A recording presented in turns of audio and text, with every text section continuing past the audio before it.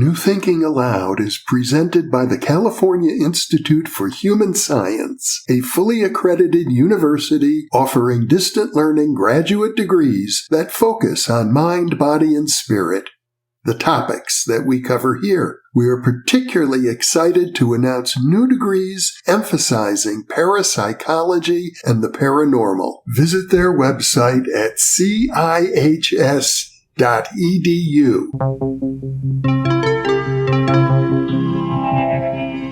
Thinking Aloud.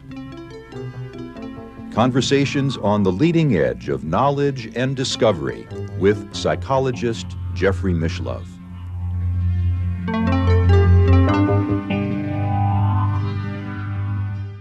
Hello and welcome. I'm Jeffrey Mishlove.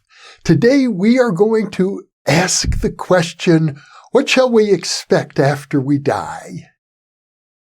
My guest is Jocelyn Arellano, who is a channeler and a public speaker who has devoted her professional life to exploring the soul's evolutionary process in different stages of the astral world.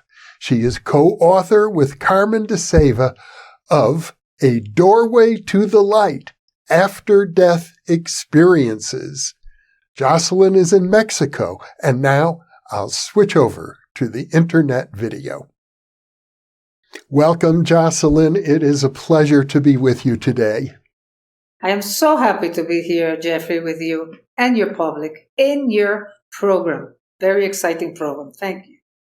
Your work is fascinating to me. It's a little unusual, but I have to admire the perspective that you bring to the work as a channeler who is also researching, or I would prefer maybe the word exploring. You are exploring the afterlife and its many nuances and dimensions. And to me, that would be one of the most rewarding things possible. I imagine that the work gives you a great deal of joy and satisfaction.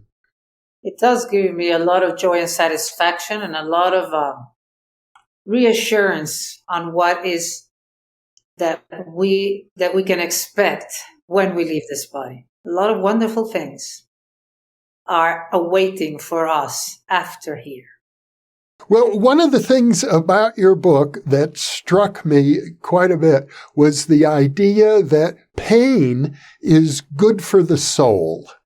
And because many people wonder, if they're in physical pain, for example, they often, the first reaction is they want the pain to go away. Nobody welcomes pain, to my knowledge, or very few people, maybe some masochists.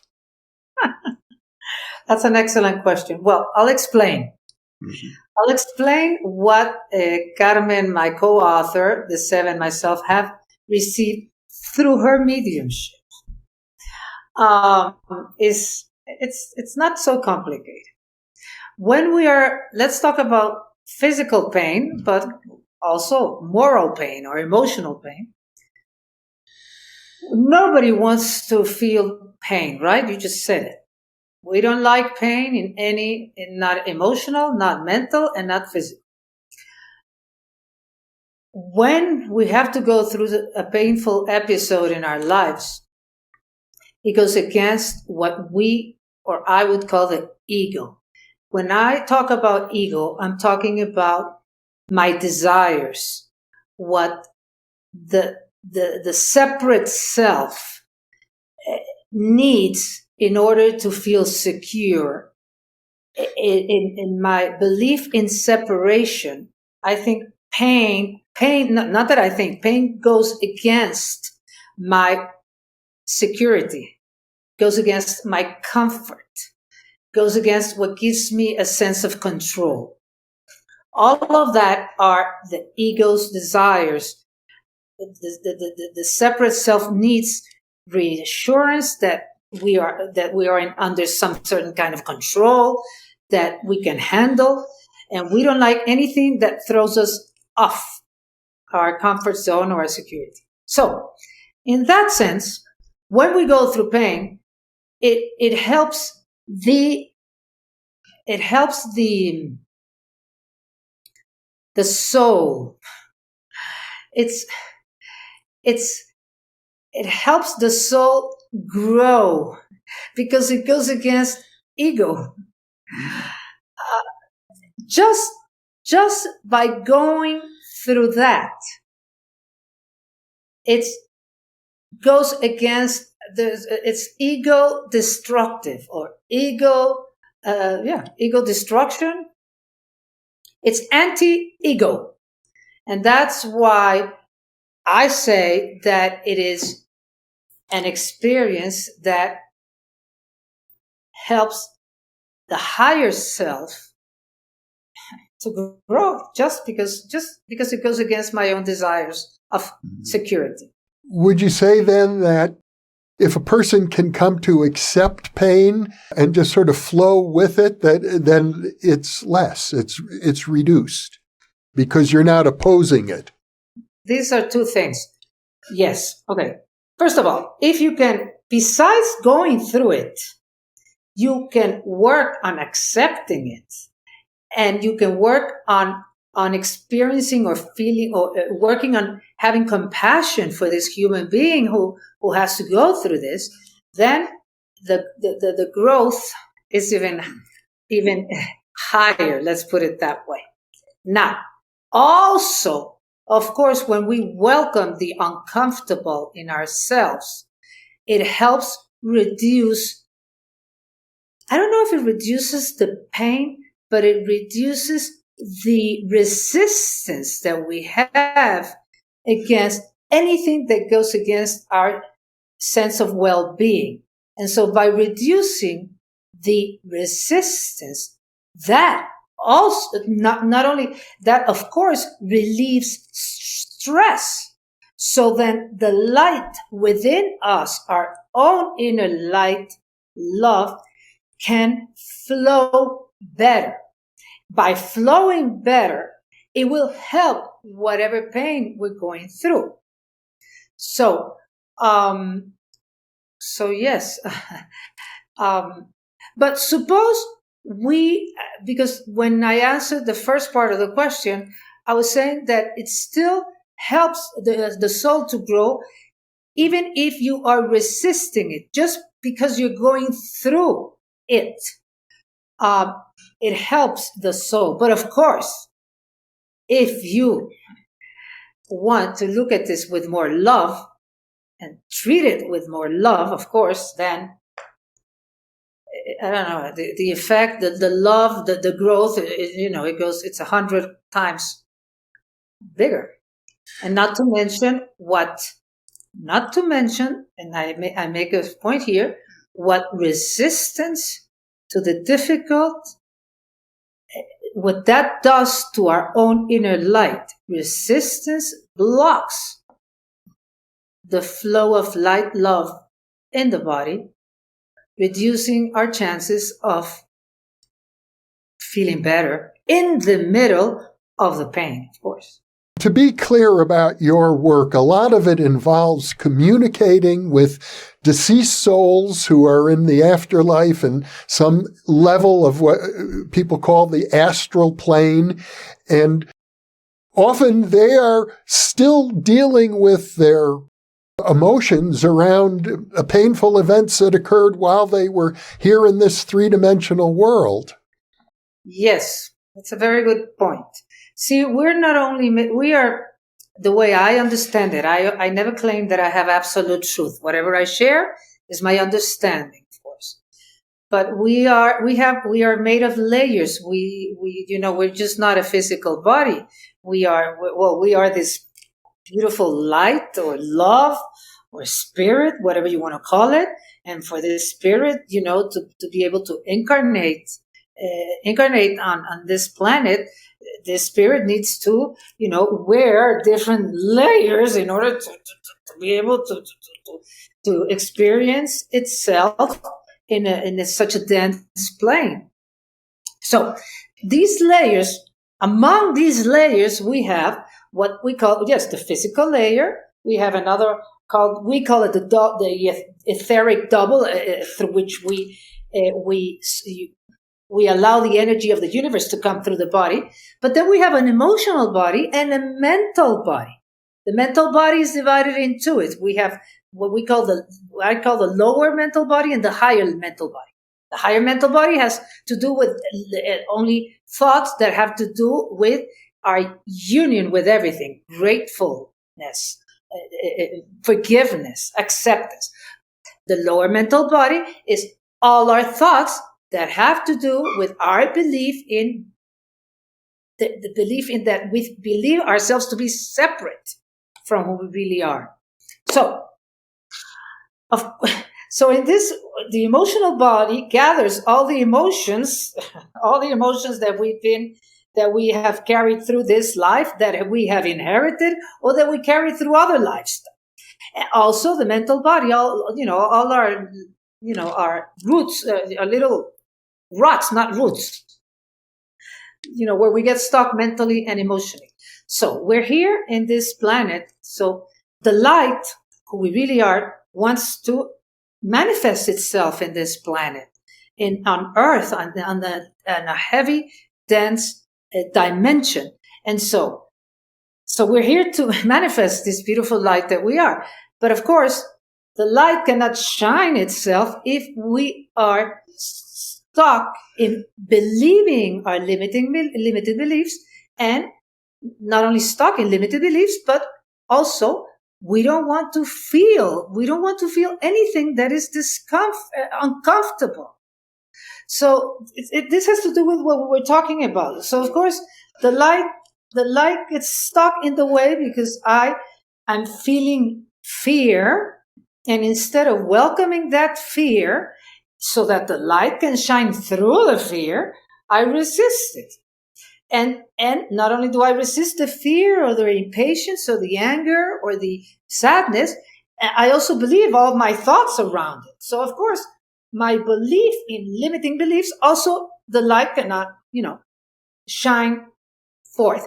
Why am I saying this? If you ask me the question of the astral world, because when we leave the body, when the soul leaves the body and we arrive in what I call the astral world, which you can arrive at different levels of the astral world, because we arrive in the astral world, which is the spiritual world that awaits us. We arrive in the same mental and emotional level that we have lived or that we have died. So this is very interesting. See, just because we are now on the astral level, we don't have a physical body anymore, that doesn't mean that we are enlightened. No, because we're still feeling and thinking in the same way that when we left. And so whatever we have not solved, if we have not been more and more in touch with our own light during our lifetime, while we're here, when we get there, it is harder to see the light immediately, because we keep on being stuck on the same mental patterns that we were stuck here. So we, and when I say we, I'm talking about my co-author and friend of my whole life, that we wrote this book with all the experiences that we were having through her mediumship, with those who were on the other side. So if, for example, when you leave the body, if you don't have peace, some kind of inner peace, if you don't believe in anything, if you are completely afraid of everything, you don't want to let go of the people you love, or of your body, or of the known, and you arrive on the other side, you will not see the light immediately, just because you're stuck on mental negative patterns. I call what in Christian terms we call the purgatory and hell. Purgatory and hell are only mental states. And the difference between the mental states is in the amount of negativity in your way of thinking. So the darker your thoughts, the more dark you see. But it's not a place. it's just it's mental. It's all mental. So I think it's fascinating. So when I give these conferences that I give a lot, I always say, when you are ready, when not that you're ready, many times you're not ready, but always before, if you have the chance, ask to see the light. Even if you're scared, even if you don't believe in anything, ask to see the light. May I see the light? May the light be with me. Or if you believe in God, then you say, God, I put myself in your hands. Whatever it is in your ideology, in your mental background, or in whatever background you're born, what you have to say things that have to do with letting go, with may I see the light? May I see the light? If your wish is to see the light, since we are light or love in essence, of course, if you ask to see the light, when you leave the body, you will see it immediately. It is our birthright. So when you don't see the light after you leave the body, I call that the lower astral body. That means you're stuck in some kind of mental negativity. Of course, there's different kind. I will go to the light, because if you ask to see the light, you will arrive at the light where we have been told that you experience an unsurmountable amounts of unconditional love. Something that we have no idea what that feels like on earth, or maybe when you're in a profound state of meditation. But usually in our everyday life, we don't know what really unconditional love feels like. We all would love to experience it, or sometimes we would like to give it. Anyways, this is what we experience in the light. What's interesting about our work was that we spoke through souls who are in many different levels. It's interesting. But let's talk about the levels in the lower astral world. For example, let's say you don't see the light. And one thing that they all say the same. When you don't see the light, they all say the same. I am in this dark place and it's cold. And there are many others around me like this. And it's dark and it's cold. Can you explain to me why is this? Okay. So we explained that this has to do with their thinking. Now, for example, let's say that you are very attached to your children when you leave, and you're very scared of what's going to happen to your children, or you're very scared of what they're going to do with the inheritance, or you are scared. You wish you could still control what's happening with your family when you're dying. This is very interesting. So you arrive on the other side, and of course you're still going to be worried about what they're doing here. Either because you feel that you are indispensable, or because of the inheritance, or for whatever reasons, or because you love them, because you're scared, which is very human also. So this is a kind of attachment, because you see, we arrive in the light, but the problem is you see dark because you're only looking at what you left. Your attention, see. You are where your attention is. Okay. Also in life, of course. So your energy is on what you left. So you can still see them. You're looking at the family or the children or whatever it is that's happening that you're interested in controlling. But here, you're already on the other side, but here behind you, there are guides and family members waiting for you to help you to go through this passage in a very loving way. But you can't see them because you're looking on this direction. I'm looking at what I left. So I can't, even though they're right here, I cannot see them. Which is the same thing that happens to many of us in life, right? We only see the tree, we can't see the woods, So anyways, this is attachment. It's very easy to help our family members who have passed away and are attached and then they can't let go. This is why we pray for them. This is why we have rituals. This is why we have, in whatever religion or whatever there's always some kind of ritual that you do. Well, not everybody, but it is important to pray for them. And praying can be in any way when you wish them to go to the light. May you go to the light. May you be in the light. May the light be with you. May the light be with you. Or ask to be with the light, or ask to see the light. See, prayer, mantras, or whichever is the prayer that you learned when you were young, our Father who art in heaven. Prayer is love in action, or word. The love words that you're sending them, and these loving words help them disattach from their thoughts that are keeping them tied to the material world. This makes sense. Mm-hmm. They tell us when you repeat the words love, light, God, peace, we see these words as if they were surrounded by light. When you concentrate on sending us loving energy, it feels very nice. It helps us to let go of whatever it is that I'm thinking that has you tied, that has you tied down. So it's very interesting how much we can help them. So that's why we pray for them. Okay. Now, suppose we're talking about attachments. Suppose now this what keeps you in the dark is not attachments. You just, you've just killed, I don't know how many people. You're full of hatred. You're full of, hatred and anger and resentment. Well, that's another kind of darkness. You see, there are different kinds of levels of darkness.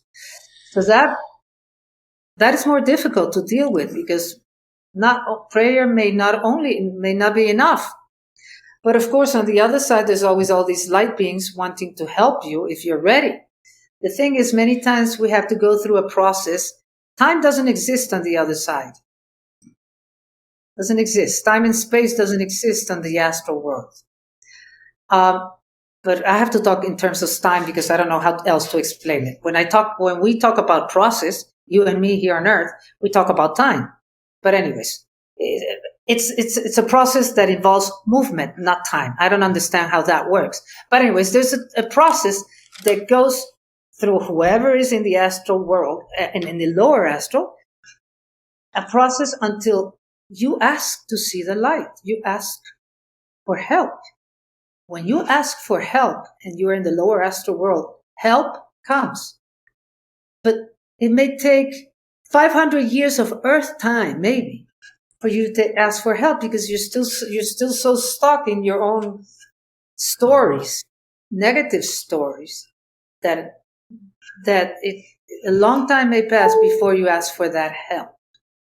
It's interesting because I read a lot about. I'm not an expert on the Tibetan Book of the Dead, but the Tibetan Book of the Dead. They talk about the bardos. The bardo is the word where you go through different stages in the lower astral world, okay?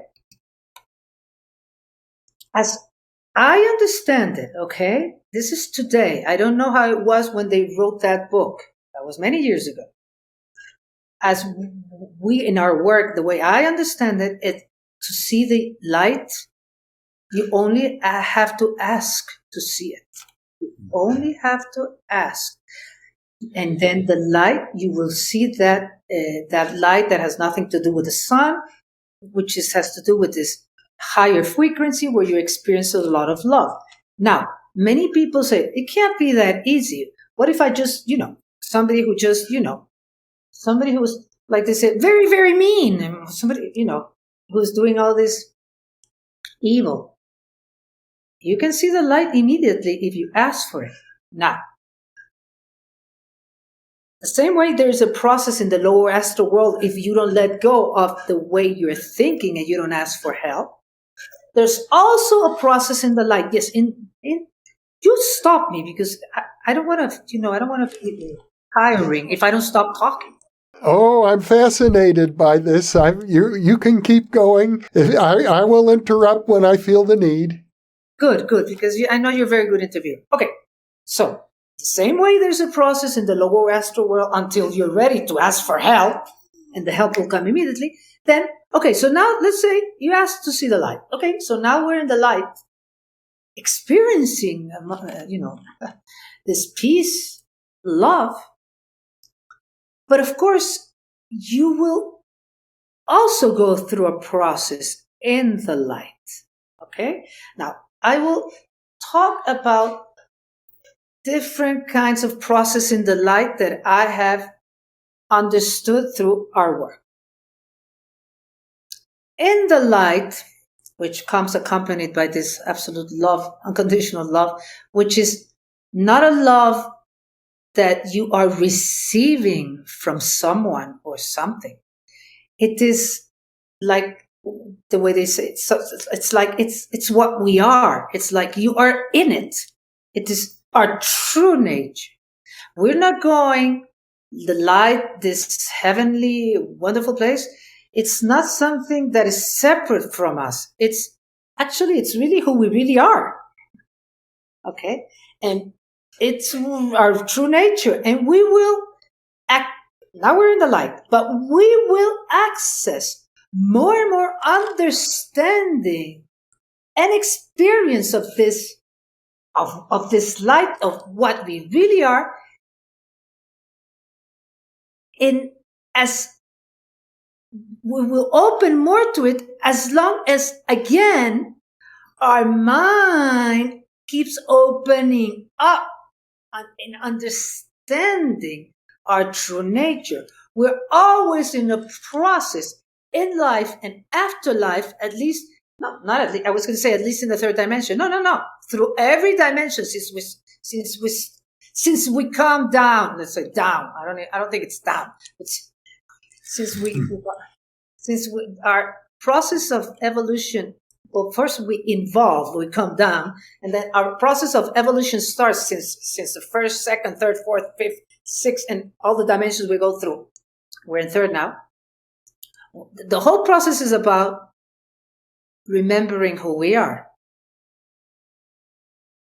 And of course, remembering who we are has to do with opening more and more our consciousness, because then we're able to include more of what we are. So, here we are in the light. Okay, I've gone through a process. Maybe many souls don't have to go through the lower astral world. It's not necessary. Just remember to ask for the light. Well, you'll go immediately to the light.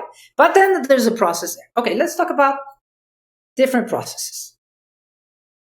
There's one thing most souls agree on, although some don't go through this. Well, first of all, you're met there by guides, loving family members who have passed before you. And everybody says that this is absolutely very, very, very, very, very absolutely beautiful. And then there is, how do you say that? The movie of your life? Mm-hmm. The life review process. Oh my God, the life review process. Right. The life review. Now, the life review is not so bad. It depends. It's a very interesting process. Let's talk about the life review for someone. Let's talk about somebody like us, or who may be listening to this, who we have our dark sides, and we have our our obscurities, and we have our light sides. But we're in a lifetime where we have a consciousness that we want to be as loving as possible to ourselves and others. We're doing our best. Okay, we're doing some kind of inner work. We're working on ourselves. And so we arrive to this life review. We then are accompanied there, they say, by these light beings of immense love. You know, when I say a light being of immense love, or a being with huge amounts of light, the more love, the more light. This is what I understand. The more light, the more love. Okay, so they're there with their love to sort of help us see the whole review with as much understanding of the process and love, with as much love as possible. Because what we see here, you don't only see it as a spectator. You see, first of all these moments come. Of course, there's no time, so everything comes at the same time. We see all these, when I was 5, when I was 6, when I was 25, when I was 50, all these moments. But what they say is that you relive these moments as if you were there, of course, as if they were happening in this moment. And all our action, we will feel, we will know mentally and emotionally in our own mental and emotional bodies. We will experience what our actions based on love produce. We will know it. And we will also know in ourselves what our actions based on fear produce. Produce, I mean, produce. Because nobody has to explain it to you. You will know, because we are one. So if today I have an argument with you and you say something that hurts me, and I was not able to take care of that hurt with love, and out of a defense, I said something worse to you, okay? When I see this moment again, I will know what you experienced, because I will feel it as if I was myself. Mm. So I find it, again, fascinating. Because this is the way we start learning. First of all, that we're one. But of course, let's be careful here. Understanding that we are one is also a process. Because, okay, I may understand a little bit. If I feel what you feel, I may start having a clue of something that I didn't know before. But really, really getting that we are one will happen in higher dimensions. This is not because we are opening up to more and more clarity and more love. Okay. So our understanding of the life review will also depend. It's not going to depend only on those light beings that are going to be there. It also has a lot to do with my understanding, or how much it pains me, or how much self-judgment I can have, and that nobody's going to judge me. No punishment, no judgment. But how much self-judgment I can have, again, depends on how much work I have done in this lifetime in understanding that acting out of fear is part of the process, in understanding that acting out of fear will create ripples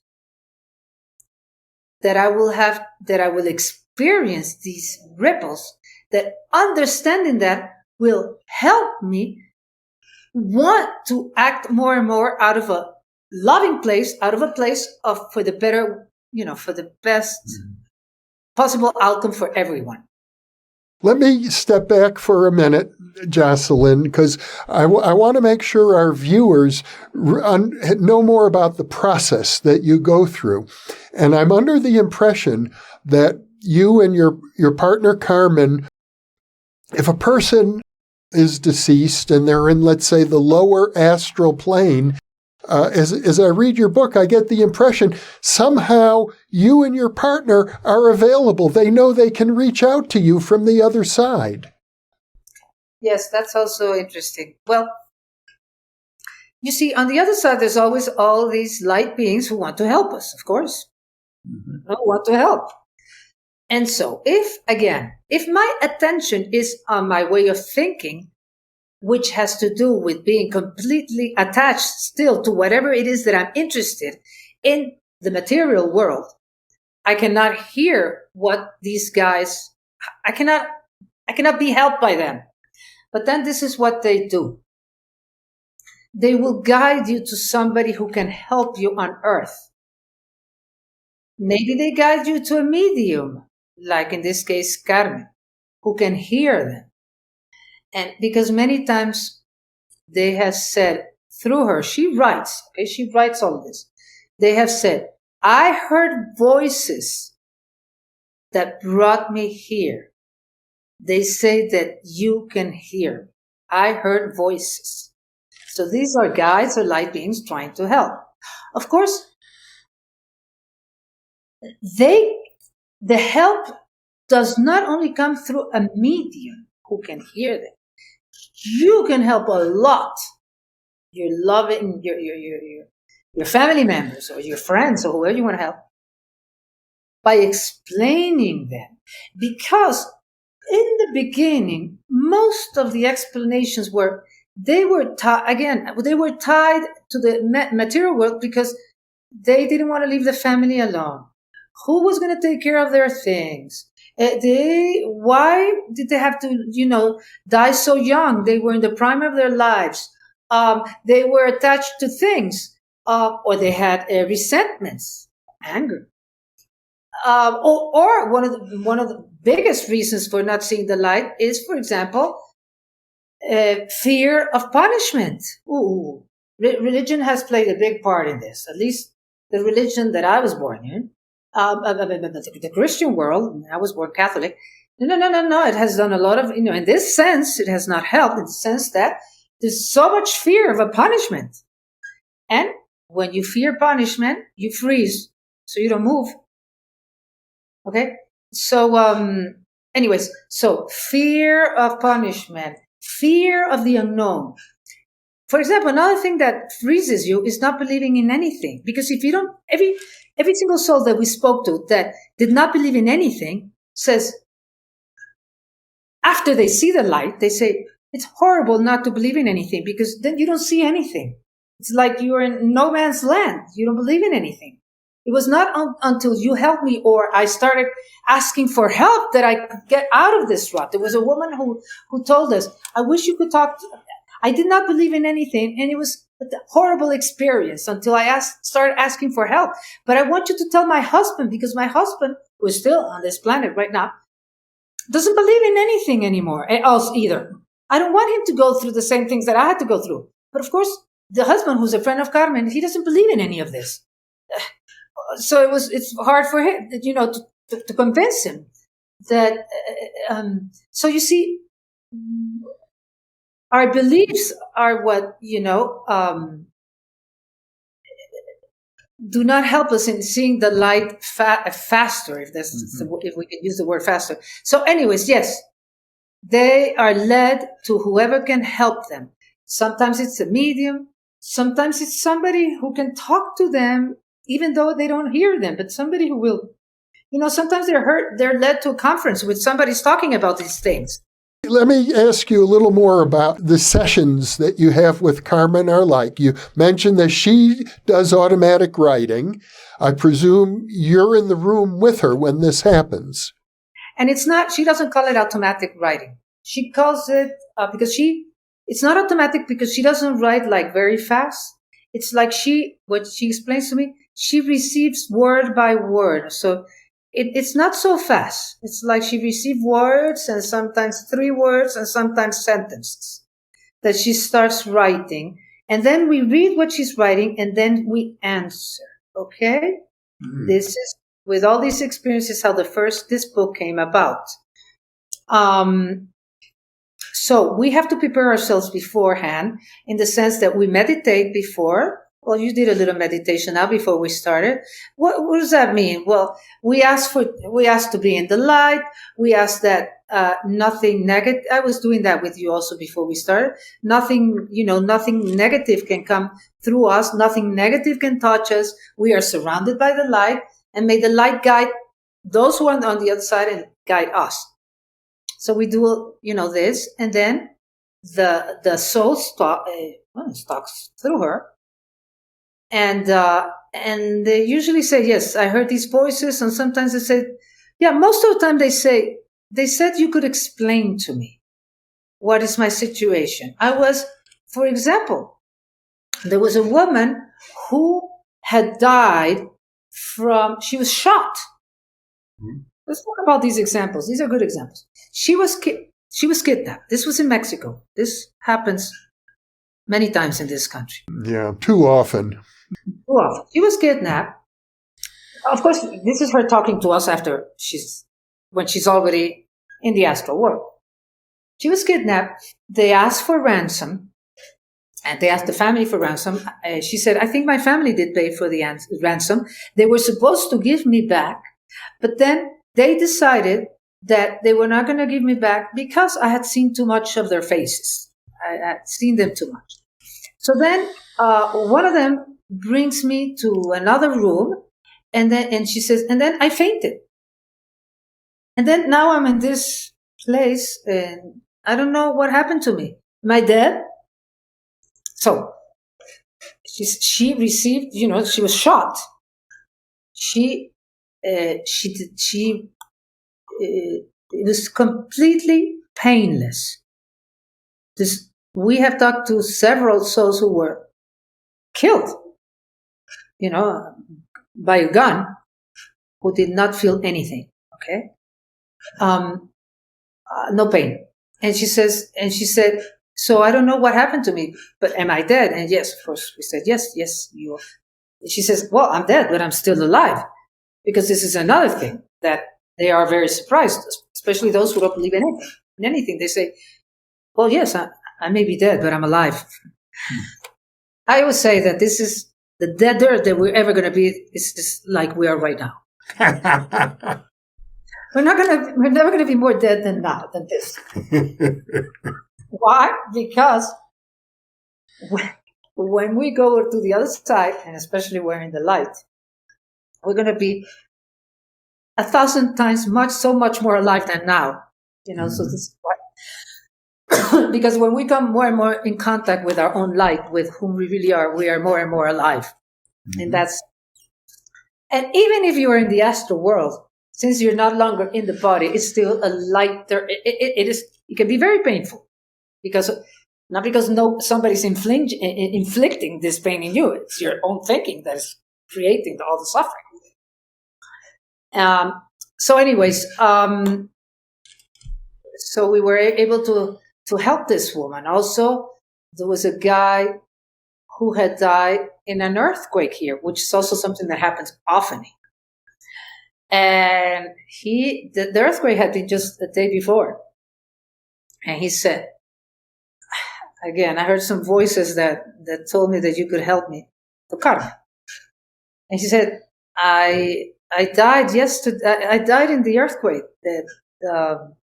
She said, it was a building. It was a condominium. I mean, a building of several floors. He said, a floor dropped on top of me. He said, I didn't feel anything, but I see now that my family members are looking for me. Mm-hmm. Can you please tell them that I'm alive and that I'm okay? Things like this happen a lot. For example, another example was this. I'm talking about examples now of souls who have gone on the other side, who died in dramatic ways, but who did not feel pain. Okay, these are specific cases, right? There was this man who said that he died in an airplane crash. Okay, and he said to us, the plane was, they knew the plane was going to crash. And he said, And he said, we were all very, very scared. Of course, imagine. I can't even imagine. I can't imagine the dread, or not. Maybe some people go into another kind of, very peaceful state. But anyway, she said there was all this fear and dread. And then he said, it was like nothing happened. He said, I thought nothing happened, that we did not have an accident, he said. And it was not until we saw, he said, all the bodies, it's not until we saw, they saw the crash, they saw the bodies, that he understood that something had happened. Isn't this amazing?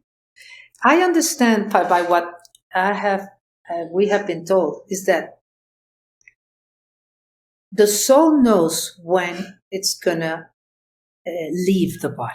Okay, in a very peaceful way or in a very dramatic way. The soul knows, and the soul leaves before the gunshot or the whatever it is that's happening, leaves the body before that. Which is why they don't experience the pain, I presume. Right. And again, this is what we have been told. There's been many, many different cases, accidents, a car accident, somebody who flew out the window and didn't feel anything. So whether that has to do with the soul not being in the body, whether that has to do with some kind of physical reaction, I don't know. I don't really know but I understand that it is because the soul has, this is what we've been told, that the soul has left the body before that. Mm-hmm. Well, let me go back to the session that you have with Carmen. How do you respond when you're answering to the deceased person on the other side? Do you write the responses or speak them? They hear you? Carmen only writes what they say. What they say through her and her writing. And then she talks. And when she talks and says, well, as you have seen, you're already on the other side, but you're alive. All you have to do is ask to see the light, and you will see this light. A wonderful life awaits for you. Heaven is awaiting you. Your loved ones are waiting for you. And this is a typical session, okay? Mm-hmm. And in the meantime, I am sending light. When I say sending light, I'm just concentrating in either love, light, peace, that kind of words, or I'm concentrating on a prayer, or I'm just concentrating in seeing, I don't see them, but I'm concentrating in light around these souls, okay? So, okay, and when I talk, then she's the one concentrating. But, okay, so she will say things like this. Heaven is awaiting you, and it's a wonderful life. All you have to do is ask to see the light. How can you possibly say that all I have to do is ask to see the light if all I see here is darkness and it's cold and there's others like me here? I don't believe you. I've never heard this before. And so I keep praying. She keeps talking. It's your thoughts. It's your thoughts that keep you in that darkness. So, and we keep praying for them. Praying helps a lot. This is a very important step because like I say, this loving energy is helping them open their minds to letting go of whatever negativity. So we start convincing them. And so they say, okay, well, I've never heard of anything like this before, but I don't lose anything by trying. Some say, the easy ones say, I don't lose anything by trying. So I'm going to ask to see this light. So they say, okay, and we help them. May the light be with you. May the light. Okay, I'm asking to see the light. And this is very typical, they say. I'm starting to see this sort of like a beam of light, but it's like a beam of light. Like if you were opening a window and, all this light is coming through, a first light, and they say, oh, it's coming more and more. And this is they say it's enveloping me. This feels absolutely beautiful. This and it's like they're I don't know how to say it. It's like how do you say that you mesh with the light? They say, this must be heaven. Thank you. This must be heaven. And they say, but why isn't this being said in schools or in churches or what? Why don't they just say that it's not so complicated? Anyway, so this is a typical easy one. Let's talk about somebody who is more complicated mentally. For example, we had a case. We knew him in his lifetime, very Catholic, but there's very close-minded in his ideas. Okay, so here he says, I knew you. He knew Carmen before. He says, I came to you because I knew that while I was alive, I knew that you helped those who were on the other side. But of course, I never believed any of that, he says. He says, but it seems to me that you're the one who can listen to me here. He says, I am waiting for judgment and punishment. I'm waiting. And we say, well, there's no judgment and no punishment. And he says, well, how can that be? It cannot be that easy. It cannot be that easy. How can it be that there's no punishment and judgment? You mean that we can do anything in our lives, and then we deserve heaven immediately? When we say, all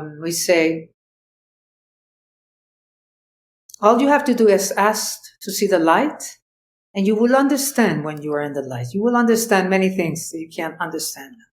Love is, and we say God is unconditional love.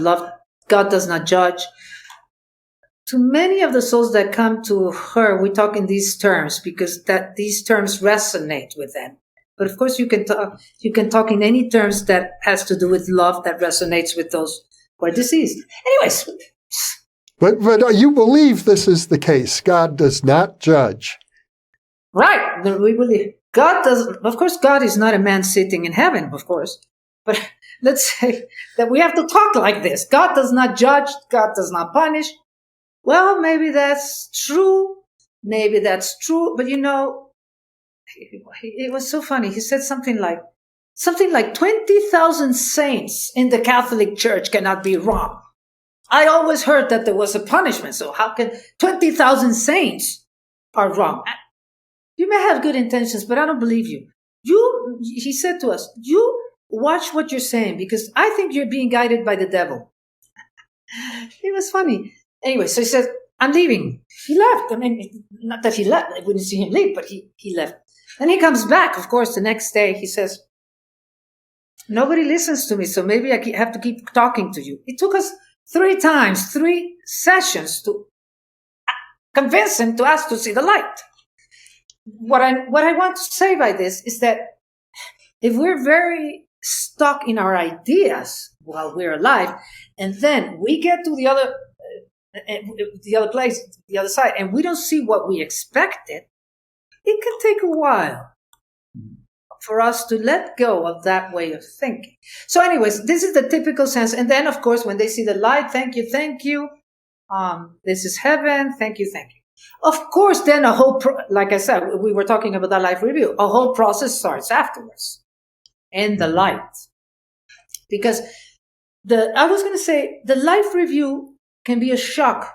But suppose this is something that happens for some souls that we've had contact who come from the lower astral, from, very dense, very vengeful, resentment, hatred, a lot of darkness.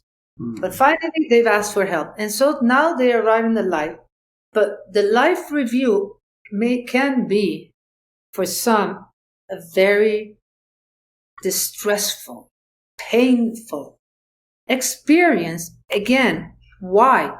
Not because nobody there is going to tell you anything that you've done wrong, but because when you experience the pain that you have created, for others, that can be I don't know, it doesn't come to me in English, but, to motivate so much pain in others, by whatever it is that you were doing.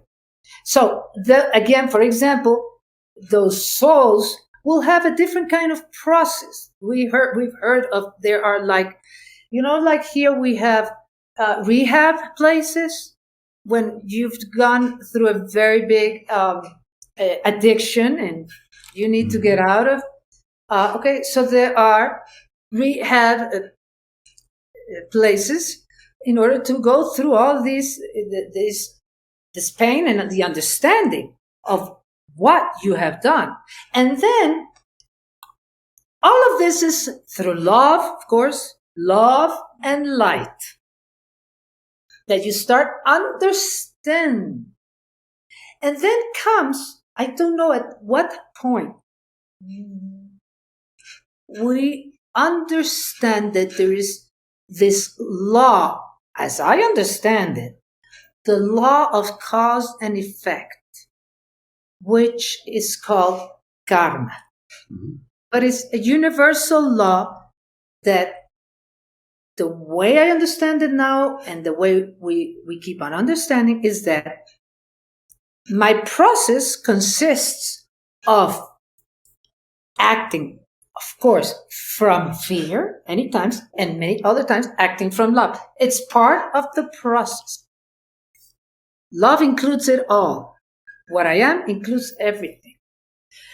But as I understand that we are responsible for those ripples that are generated by my actions based on fear. And this is where I will, understanding now more and more that it's all about love, I will choose actions, whether they're going to be on the other side or here, that will balance those ripples that I have generated in the whole through my actions that were based on fear, which is that fear is the contrary of what I am. But even though it is the contrary, it's part of the human experience, because unconditional love includes fear and all of it. But the way I will learn in this dimension to act out of love will be because I now know what it is that acting through fear creates. Mm. Because I have learned that when I go basically in between lives, I learned that basically. And then maybe my soul will choose another experience where I will, because for example, suppose you were a thief in many lifetimes, a thief. Mm-hmm. You took everything from everyone that was not yours. But in this lifetime, or not you, another aspect of your soul wants to experience the learning of understanding that if we are one, what I take from you, I'm taking from me. Mm-hmm.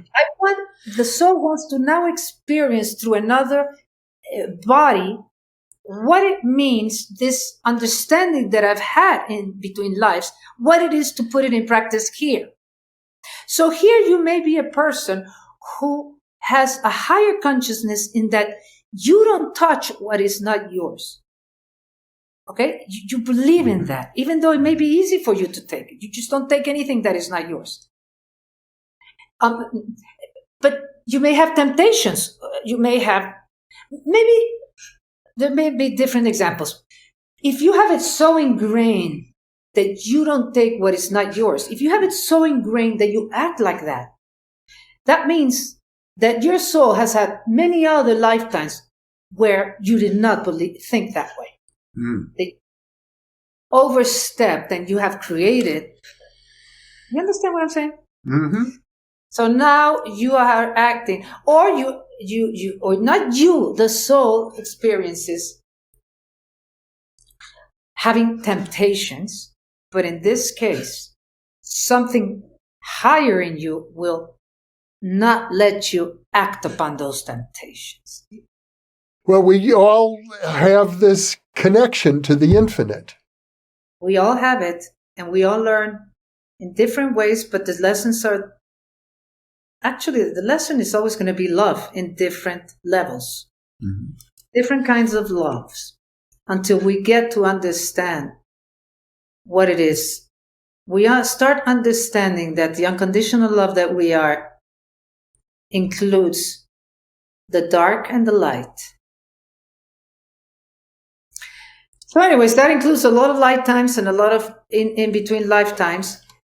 But it's not you, Jeffrey or Jocelyn, who are having these lifetimes. It's the soul who is projecting itself in different aspects of the same soul is having different experiences all at the same time. All at the same time. It's a game. It's a game. It's a game. And it's all about the more you remember who you are, the more you remember your connection to the whole, the more you remember that you're about unconditional love, the more you will act up from there. And then the less karma you will generate, or the less ripples.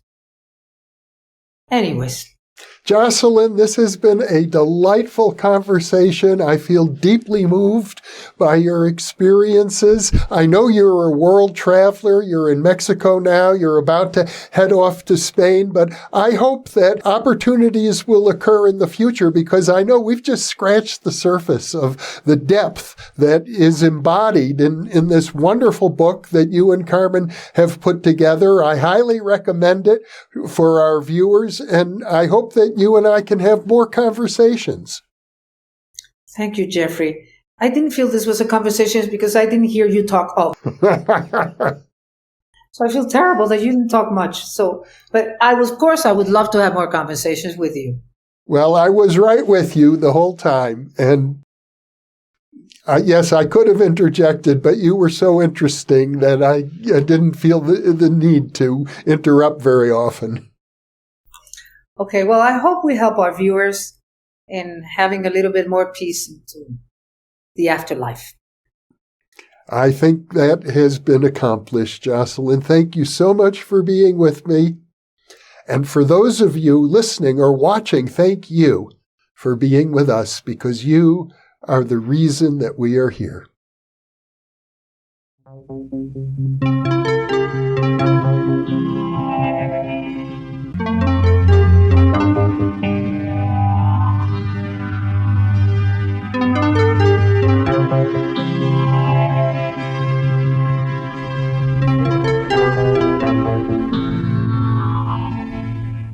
Book 3 in the new Thinking Aloud dialogue series is UFOs and UAP, Are We Really Alone? Now available on Amazon. You can now download a free PDF copy of issue number 8 of the New Thinking Aloud magazine, or order a beautiful printed copy. Go to newthinkingaloud.org.